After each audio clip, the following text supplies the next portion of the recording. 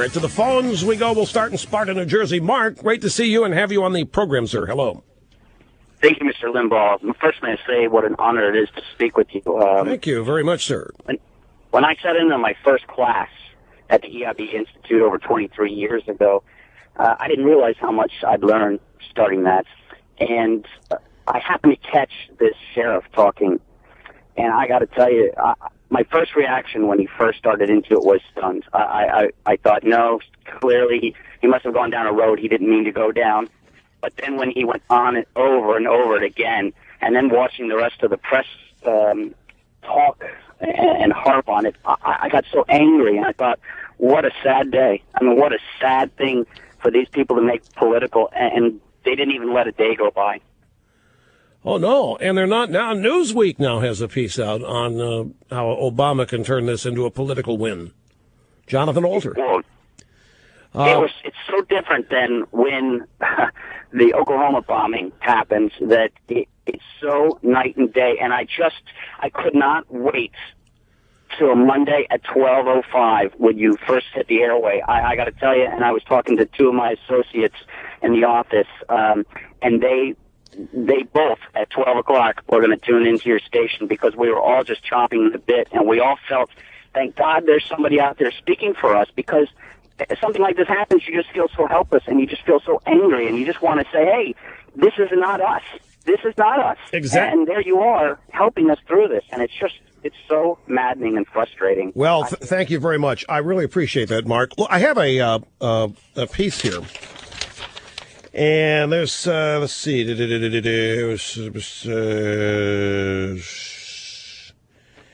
Politico. Politico has a long story. Let me read excerpts. One veteran Democrat operative who blames overheated rhetoric for the shooting said President Obama should carefully but forcefully do what Bill Clinton did. They need to deftly pin this on the Tea Partiers, said the Democrat, just like the Clinton White House deftly pinned the Oklahoma City bombing on the militia and the anti-government people. That was after they tried to pin it on me. And the way that went, and we've got sound bites of that coming up, plus the sheriff. Sit tight. They went out there and Clinton spoke of the angry voices on the radio. At the time, there was only one. And we called them on it, and we demanded that they explain who they were talking about, and if they were talking about me, to take it back, retract it, and apologize. And they said, oh, no, we're talking about the Michigan militia, shortwave radio. As though everybody had a shortwave radio in their house and was listening to the Michigan militia and getting their marching orders from the Michigan militia. So here in the Politico, run a story, Democrat operative deftly pin this on the Tea Partiers. Another Democrat strategist said the similarity is that Tucson and Oklahoma City both take place in a climate of bitter and virulent rhetoric against Democrat and government.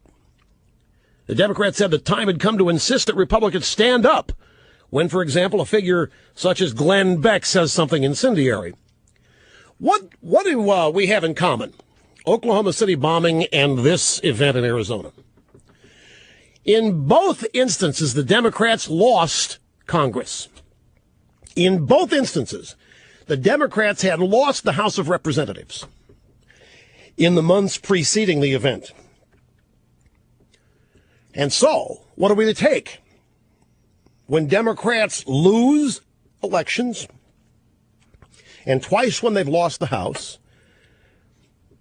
silly, senseless crimes take place, all of a sudden they're political in nature, and we need to deftly pin them on Tea Partiers, just like Clinton deftly pinned Oklahoma City on the militia and anti-government people.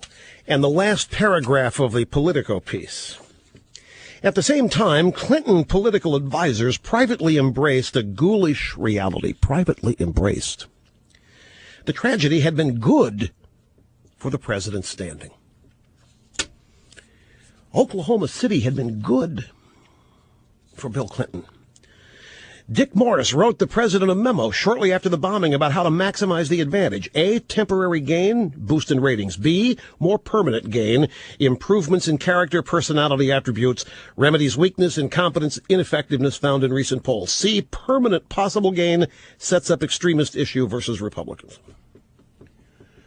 When the Republicans had nothing to do with Oklahoma City. Republicans had nothing to do with this. This is a deranged constituent, now we're learning, who didn't like this congresswoman, who went to her personal appearances, who asked her questions, who was unsatisfied. So you see, it really is sick. It really is depraved. Sad tragedies where people die are seen first as moments of political opportunity for Democrats. And they hustle, form groups, and have meetings on how to maximize. What is it Rahm Emanuel said? Never let a crisis go to waste. Quickly, audio soundbite number 5. The sheriff, Clarence Dupnick, Pima County, Arizona. Megyn Kelly talked to him on Fox yesterday. Sheriff, why? I feel silly asking the question. Who can explain the mind of somebody like this? Was there something about Giffords that set the shooter off? There are a whole lot of people in this country that are very angry at the politics of people like Gabrielle. There was a lot of vitriolic statements made night and day on radio and TV about her support of health care, about her support of some of the other things. And some of the vitriol got a lot of people agitated. You took the words out of my mouth. You're talking about irrational behavior here, and there's no way that I know of that you can rationalize irrational behavior. All right, so you just heard him blame me and talk radio and all this stuff. Megyn Kelly said, do you have any evidence, Sheriff? I don't have that information yet. The investigation is in its very initial phases. But my belief, and I've been watching what's been going on in this country for the last 75 years, and I've been a police officer for over 50 years, there's no doubt in my mind that when a number of people night and day try to inflame the public, that there's going to be some consequences from doing that, and I think it's irresponsible to do that. It sounds like you're being very honest that that's just your speculation and that's not anything that's fact-based at this point. That's my opinion, period. No facts. They got a man of the law